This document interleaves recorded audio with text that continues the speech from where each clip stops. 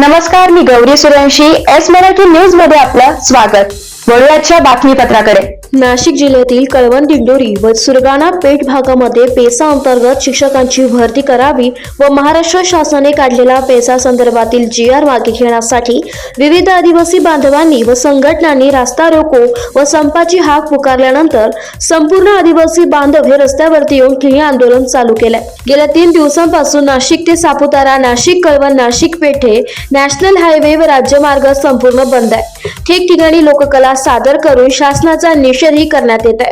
तसेच आपण आपल्या मागण्या पूर्ण केल्याशिवाय आपल्याला संप मागे घेणार नसल्याचं माजी आमदार JP गावित यांनी सांगितलंय. एस मराठी न्यूज साठी विभागीय संपादक श्याम सोनवणे, दिंडोरी. अशाच ताज्या घडामोडी जाणून घेण्यासाठी आमच्या एस मराठी न्यूजला लाईक करा, शेअर करा, सबस्क्राईब करा आणि पाहत रहा एस मराठी न्यूज.